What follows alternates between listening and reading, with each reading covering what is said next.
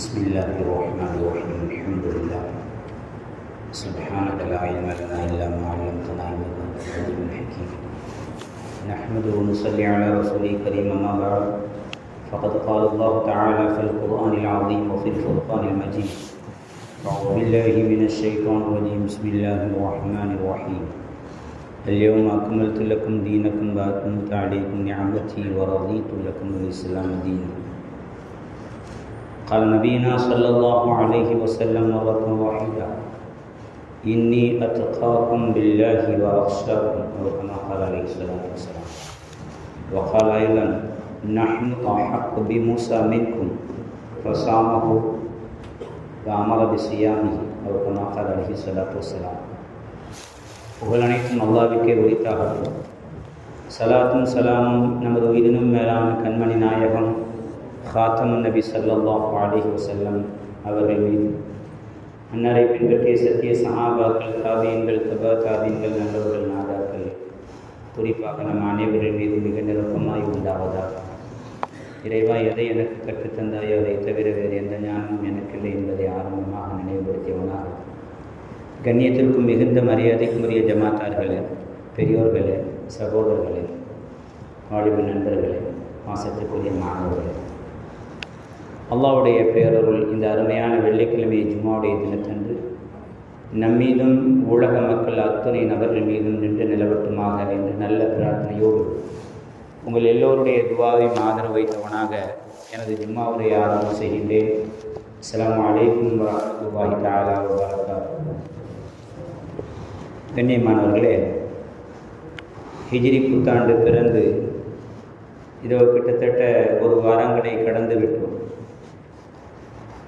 அதிலும் குறிப்பாக முஹர்ரம் மாதம் ஆஷுரா தினத்தையும் கடந்து ஒரு சில நாட்களில் ஹஸரத் பெருமானார் ஸல்லல்லாஹு அலைஹி வஸல்லம் அவர்கள் சொன்ன சில செய்திகளை நாம் மனதிலே நிறுத்தி கொண்டோம் என்றால், இந்த புத்தாண்டும் இந்த ஹிஜ்ரி வரக்கூடிய நேரமெல்லாம் நாம் அதை அசை போட்டு இசைந்து பார்ப்பதற்கு ஒரு வாய்ப்பாக அமையும் என்ற அடிப்படையில், அதற்கு முன்பாக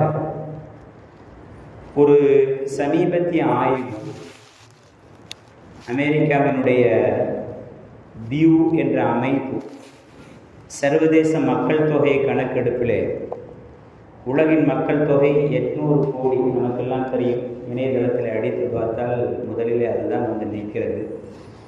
அதில் 25% கிட்டத்தட்ட 250 கோடி மக்கள் இஸ்லாமியர்கள். இது ஆச்சரியம் அல்ல.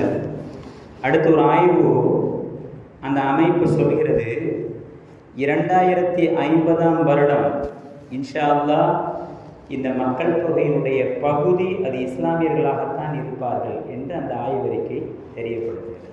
நீங்கள் படித்து பாருங்கள். அப்போ இந்த புத்தாண்டு நமக்கு ஒரு அற்புதமான செய்தியை சொல்ல வரும். அது என்னவென்றால், ஒரு சாதாரண அகதியாக சொந்த நாட்டிலே வசிக்க வழி இல்லாமல், வழி தெரியாமல், தன்னுடைய நண்பரோடு ஓடிக்கொண்டிருந்த ஒரு ஒட்டகத்தின் மீது ஓடிக்கொண்டிருந்த அந்த ஒற்றை மனிதர் இந்த 1400 ஆண்டுகளிலே செய்த புரட்சியினுடைய விளைவு இதோ மக்கள் தொகையிலே 1/3, அதை தாண்டி 2050 பகுதி இன்ஷா அல்லாஹ் உலகம் முழுவதும் இஸ்லாம் பரவ காத்திருக்கக்கூடிய இந்த இனிய நேரத்தில் அந்த அமைப்பு சொன்ன இன்னொரு காரணத்தை நாம் முதலில் விளங்கிக் கொள்ள வேண்டும். என்ன சொல்கிறார்கள்? ஏன் இஸ்லாத்தை பற்றி உண்டான விமர்சனங்கள் சுப்ஹானல்லாஹ் இந்த உலகத்தில் எல்லாத்துக்குமே தெரியும். வாட்ஸ்அப் உலகம், ட்விட்டர், இன்ஸ்டாகிராம், இஸ்லாத்தின் மீது வாரி இறைக்கப்படுகிறது. டெரரிஸ்ட், அது தீவிரவாத மார்க்கம், அந்த மார்க்கத்திலே வன்மையான சட்டங்கள் உண்டு, அப்படி இப்படி அவருடைய பாரம்பரியம் சரியில்லை, அவர்கள் முன்னோர்கள் சரியில்லை, குர்ஆன் இந்த காலத்துக்கு போகிறது, எத்தனையோ வீசுகள், அத்தனையும் மீறி இஸ்லாம் வளரத்தான் செய்கிறது. இந்த ஹிஜ்ரி புத்தாண்டிலே நாம் நினைத்து பார்த்து சந்தோஷப்படக்கூடிய ஒரு அற்புதமான விஷயத்தை அந்த அமைப்பு சொல்கிறது. நாமெல்லாம் நினைத்து பார்க்கிறோம். எல்லா பக்கத்திலிருந்தும் எதிர்ப்புகளும், எதிர்ப்பு குரல்களும், எதிரான பதிவுகளும் இருக்கக்கூடிய இந்த உலகத்திலே, ஆனால் வளர்ச்சி மட்டும், அதிலும் குறிப்பாக நாகரிகத்தினுடைய உச்சி என்று தங்களை மார்தட்டி கொண்டிருக்கக்கூடிய யூரோப் தேசங்களிலே, ஐரோப்பிய நாடுகளிலே இஸ்லாத்தினுடைய வளர்ச்சி யாருமே எதிர்பார்க்காத அளவுக்கு செல்கிறது. என்ன காரணம் எழுதுகிறார் என்றால் கல்ச்சர்ஸ். ஏன் மக்கள் இஸ்லாத்தை நோக்கி வர வேண்டும்? ஒன்னே ஒரு காரணம் தான், பண்பாடு, கலாச்சாரம். நமக்கென்று ஒரு கலாச்சாரத்தை எங்கள் உயிரின் மேலான கண்மணி நாயகம் ஸல்லல்லாஹு அலைஹி வஸல்லம் அவர்கள் 1445 வருடங்களுக்கு முன்பாகவே ஏற்படுத்தி சென்று விட்டார். அதில் ரொம்ப கவனமாக இருந்தார்கள். அந்த கலாச்சாரம் என்ன? உலக மக்கள் இதை நோக்கி வருவது ஒருபுறம் இருக்கட்டும், நாம் என்ன தவம் செய்தோம், என்ன பாக்கியம் செய்தோம், நம்முடைய பெற்றோர்கள் என்ன பாக்கியம் செய்தார்கள், இயற்கையாக ஏதுவாக நாம் எல்லாம் இஸ்லாமியர்கள் நினைத்து நினைத்து பெருமைப்பட வேண்டும். கண்ணியமானவர்கள், மிகையான வார்த்தை அல்ல. எத்தனையோ பேர்களுக்கு அந்த பாக்கியம் தேடித்தான் செல்கிறது. நாம் இயற்கையாகவே அதனோடு ஒன்றி வாழ்கிறோம். ஏனென்றால் எங்கள் ஏந்தல் நபி ஸல்லல்லாஹு அலைஹி வஸல்லம் அவர்கள் ஏற்படுத்திய கலாச்சாரத்தினுடைய, அந்த பண்பாட்டினுடைய, அந்த நாகரிகத்தினுடைய தாற்பயம், அந்த அசரியத், அந்த அழுத்தம் இருக்கிறதே, 1400 ஆண்டுகளை தாண்டி இதோ 2050 அது தாக்கத்தை ஏற்படுத்தும் என்று உலக அமைப்பாளர்கள், மக்கள் தொகை அமைப்பாளர்கள் சொல்கிறார்கள் என்றால் அவர்கள் ஏற்படுத்திய நாகரிகத்தினுடைய உச்சம் இருக்கிறது, அந்த பண்பாட்டினுடைய அழகு இருக்கிறது, அந்த கலாச்சாரத்தினுடைய தெளிவு இருக்கிறது, வேறு யாரும் சொல்லிவிட முடியாது. கண்ணியமான முதலில் நாம் விளங்கிக் கொள்ள வேண்டும். எங்கள் கண்மணி நாயகம் ஸல்லல்லாஹு அலைஹி வஸல்லம் அவர்கள் சொன்ன அந்த கலாச்சாரத்துடைய தெளிவை நாம் விளங்கிக் கொள்ள வேண்டும். ஆஸ்ராவிலே அந்த கோரிக்கையை நமக்கு மறைமுகமாக வைத்தார்கள். மதீனாவுக்கு வருகிறார்கள், யூதர்கள் நோன்பு நோக்கிறார்கள், கேட்கப்பட்ட மகாதா என்ன, ஏன் இப்படி செய்கிறார்கள், நமக்கெல்லாம் தெரியும் தானே. சஹாபாக்கள் பதில் சொல்கிறார்கள், யூதர்கள் பதில் சொன்னார்கள், நாங்கள் எங்கள் மூசா அலைஹிஸ்ஸலாம் வெற்றி பெற்ற நாளை நோன்பாக கொண்டாடுகிறோம். உடனே என்ன சொன்னார்கள் ஸல்லல்லாஹு அலைஹி வஸல்லம் அவர்கள், நஹ்னு அஹக் பி மூசா மின்கும், உங்களை விட மூசாவை கொண்டாடுவதிலே அலைஹிஸ்ஸலாத்து வஸ்ஸலாம் நாங்கள் தான் மிக தகுதியானவர்கள் என்று சொல்லிவிட்டு உம்மத்திற்கு ஒரு கோரிக்கை வைத்தார்கள். கண்ணியமானவர்கள், ஒவ்வொரு ஹிஜ்ரி புத்தாண்டு, ஒவ்வொரு ஆசுராவும் வரும் பொழுதும் அந்த கோரிக்கை நம்முடைய மனதிலே தங்க வேண்டும், நம்முடைய சந்ததிகளுக்கு சொல்ல வேண்டும். என்ன கோரிக்கை வைத்தார்கள்? உங்களை விட யூதர்கள் நோன்பு நோக்கின்றீர்களா, மூசாவை கொண்டாடுகிறீர்களா, உங்களை விட நாங்கள் தான் அதற்கு தகுதியானவர்கள்.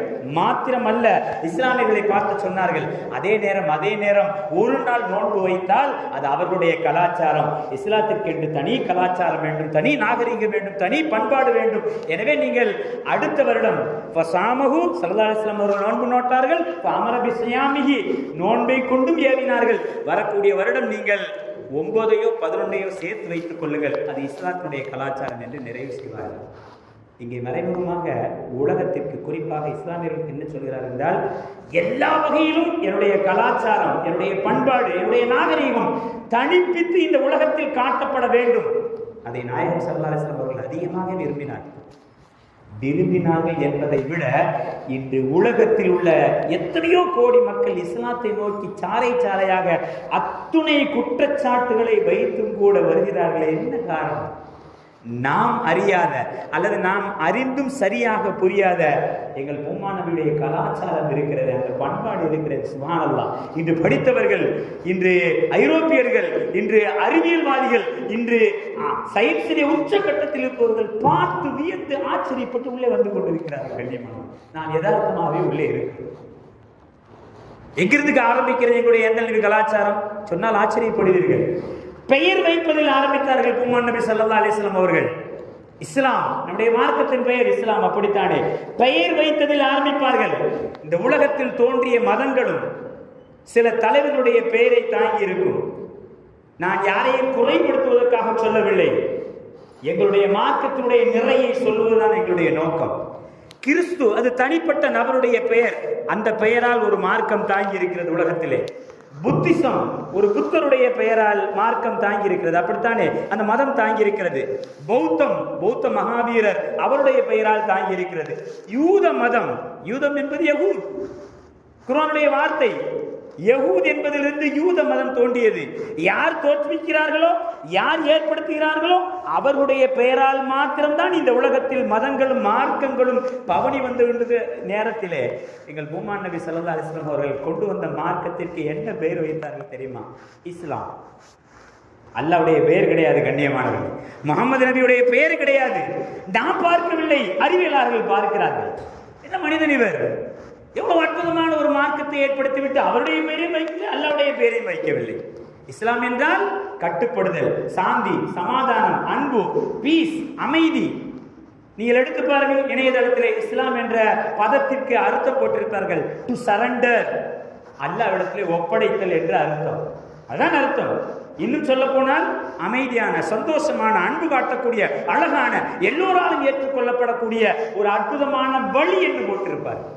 சரதாரசர் பெயர் வைத்ததில் ஆரம்பித்தார்கள். இந்த உலகத்தில் யார் யாரோ எப்படி எல்லாமோ தாங்கள் ஆரம்பித்த மதத்திற்கு இப்படித்தான் பெயர் வைக்க வேண்டும் என்று அவருடைய பெயரை வைத்த நேரத்திலே எங்கள் பூமான் நபி ஸல்லல்லாஹு கலாச்சாரம் பெயர் வைப்பதிலே ஆரம்பிக்கிறது.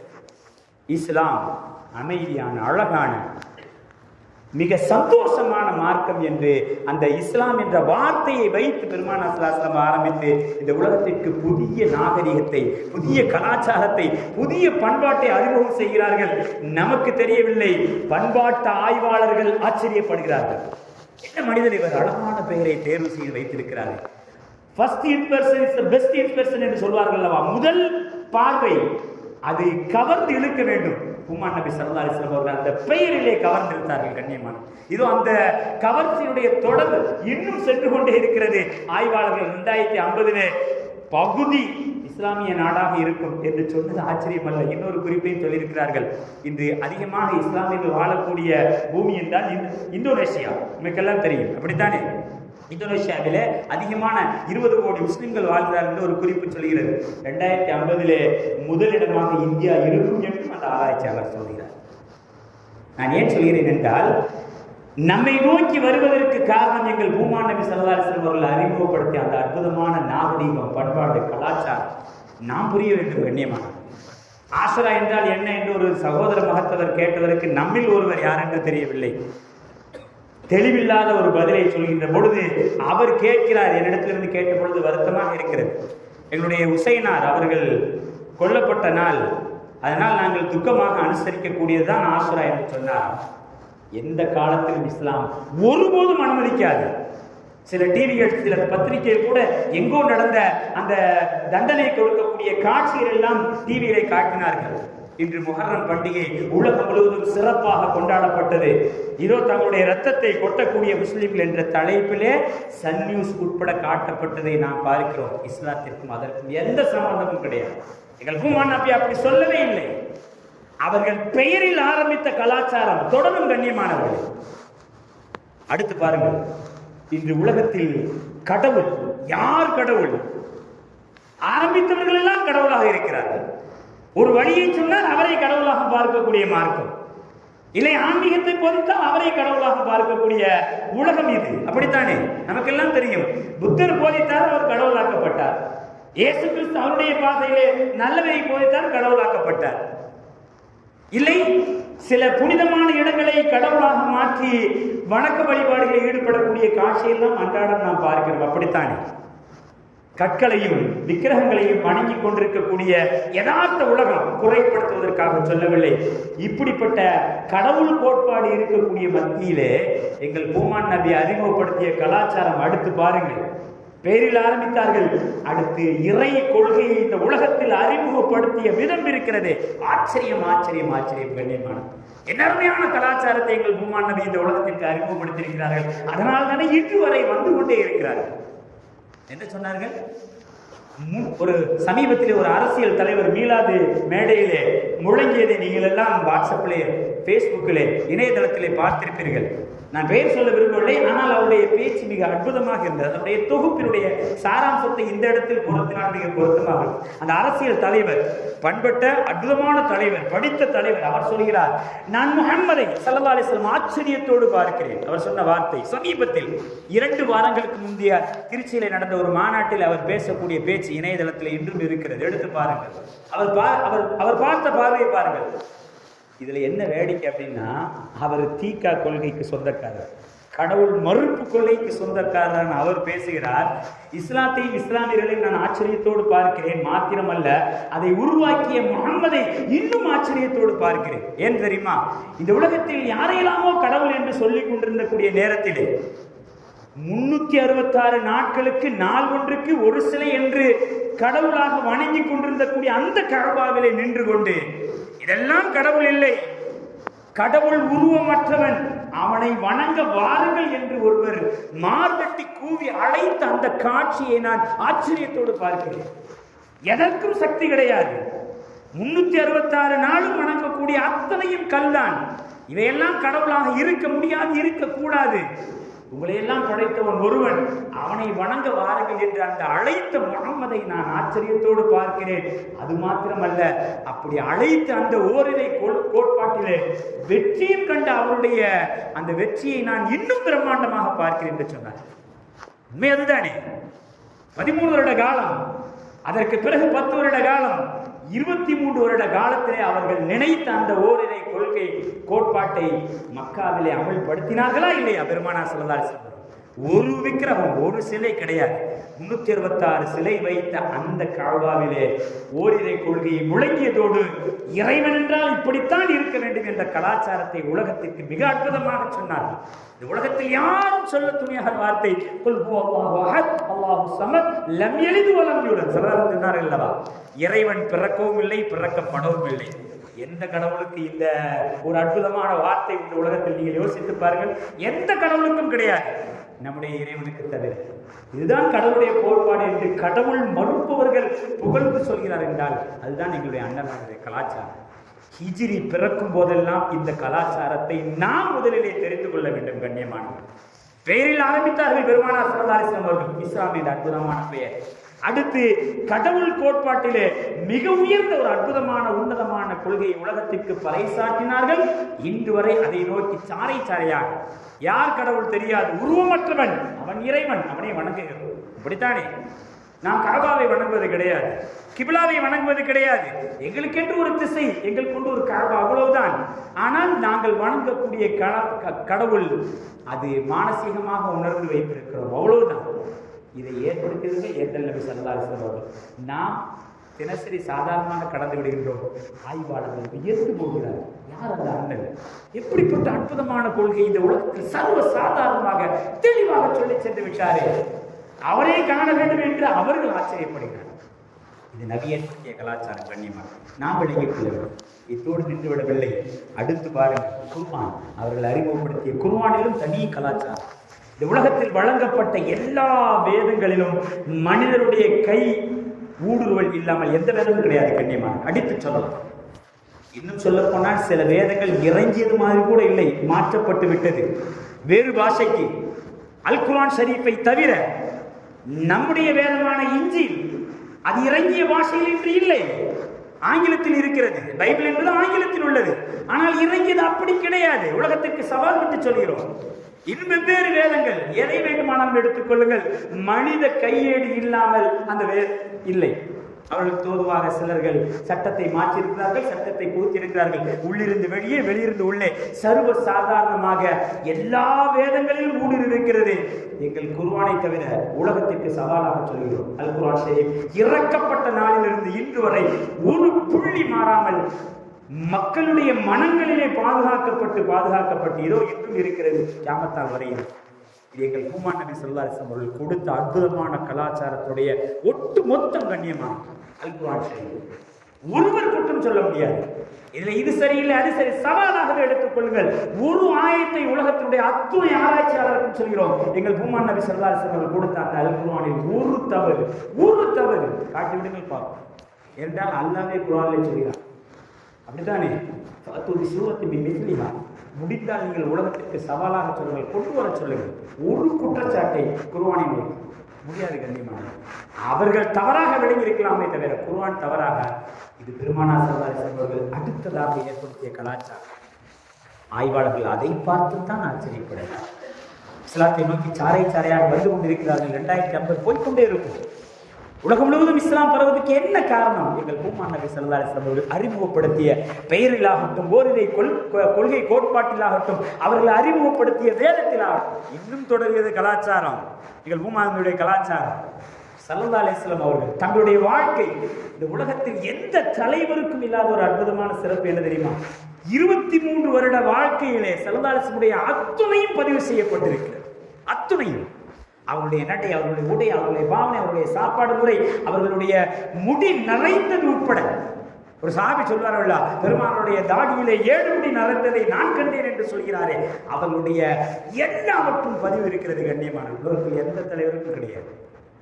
சொல்ல போனால் எல்லா தலைவர்களாலும் எல்லாத்தையும் சொல்லிவிடவும் முடியாது. எங்கள் ஏந்தல் நபி ஸல்லல்லாஹு அலைஹி வஸல்லம் அவர்களுக்கே அந்த கலாச்சாரத்தினுடைய உச்சகட்டம் பொருள். ஏன் சொல்கிறேன், சிலர்கள் கல்யாணம் முடிக்காமலே தங்களை ஆன்மீகவாதியாக காட்டிய தலைவர்களும் இந்த உலகத்தில். திருமண வாழ்க்கையை பற்றி அவர்கள் எப்படி உலகத்திற்கு சொல்ல முடியும்? சிலர்களுக்கு குழந்தை கிடையாது, குழந்தையை பற்றி எப்படி அவர்களால் சொல்ல முடியும்? உணர்ந்து சொல்வது என்பது உன்னதமாகத்தானே இருக்கும். எங்கள் பூமான் நபி ஸல்லல்லாஹு அலைஹி வஸல்லம் அவர்கள் எல்லாவற்றையும் சொன்னார்கள்.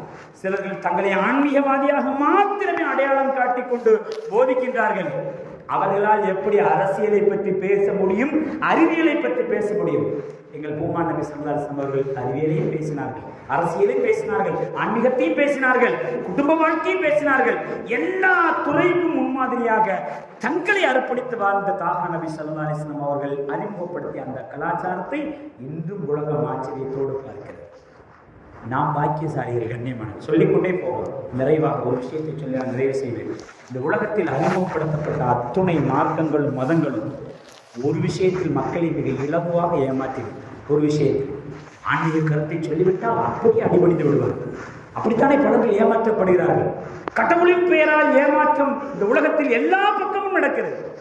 இஸ்லாத்தில் அதற்கும் அனுமதி கிடையாது. கண்ணியமான கடவுளின் பெயரால் ஏமாற்றுவதற்கு இஸ்லாத்தில் அனுமதியே கிடையாது. நீங்கள் கடவுளுக்காக 24 hours உள்ளே இருங்கள் சொல்லக்கூடிய மார்க்கங்கள் உண்டு, மதங்கள் உண்டு. கடவுளுக்காக உங்களுடைய சொத்துக்களை அர்ப்பணிங்கள் சொல்லக்கூடிய மதங்கள் உண்டு, கலாச்சாரங்கள் உண்டு.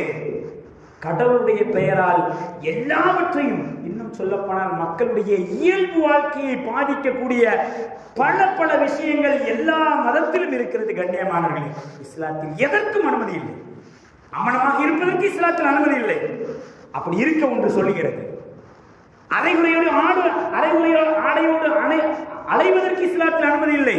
அப்படி இருக்கிறது. ஆன்மீக தலைவராக இருந்தாலும் அழகாக இருக்க வேண்டும். இஸ்லாம் சொல்லும் அரைகுறை ஆடையோடு இருப்பதற்கு அனுமதி கிடையாது. எல்லாவற்றையும் இழந்து விடுங்கள், இங்கே வாருங்கள் என்று சொல்லக்கூடிய வெளியே இருக்கிறது. இஸ்லாத்தில் அது கிடையாது. ஆன்மீகத்தின் பெயரால், அல்லாஹ்வின் பெயரால், கடவுளின் பெயரால் ஏமாற்றக்கூடிய வித்தையை உலகம் முழுவதும் பரப்பி கொண்டிருக்கக்கூடிய இந்த நவீன யுகத்தில் எங்கள் பூமான் நபி ஸல்லல்லாஹு அலைஹி வஸல்லம் கலாச்சாரத்தை பார்த்து நாம் ஆச்சரியப்படுகிறோமோ இல்லையோ, ஆய்வாளர்கள் ஆச்சரியப்பட்டு போகிறார்கள். ஸல்லல்லாஹு அலைஹி வஸல்லம் என்ன அருமையான வார்த்தை. எல்லோரும் எல்லாத்தையும் கொண்டு வருவதற்கு என்ன வேண்டுமானாலும் சொல்வார்கள். அப்படித்தானே வாருங்கள் வாருங்கள் என்று அழைப்பதற்காக இதோ அவர் வருகிறார், இதோ இவர் வருகிறார், இதோ ஷிஃபா கிடைக்கின்றது, இதோ உங்களுக்கு எல்லாம் சொல்லி அழைக்கக்கூடிய இந்த காலகட்டத்திலே ஸல்லல்லாஹு அலைஹி வஸல்லம் அவர்கள் ஒரு சமயம் சொன்ன விஷயம் இன்னும் ஆராய்ச்சியாளர்கள் ஆச்சரியமாக பார்த்தார்கள். கண்ணியமானது. சில இளைஞர்கள் ரசூலுல்லாஹ்வுடைய அந்த முஹப்பத்தில், குர்ஆனுடைய அந்த அழகிலே ரொம்ப ஆக்கிரமித்து போய் அவர்கள் இப்படி பேசிக் கொண்டிருக்கிறார்கள்.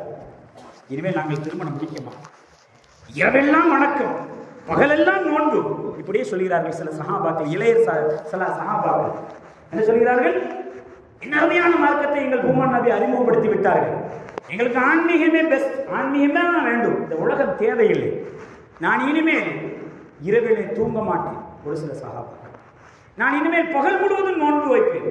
ஒரு சில சஹாபாக்கள். இன்னும் சிலர்கள், நான் கல்யாணம் முடிக்க மாட்டேன், அல்லாஹ்விற்காக என்னை அர்ப்பணிப்பேன். ஒரு சில சஹாபாக்கள்.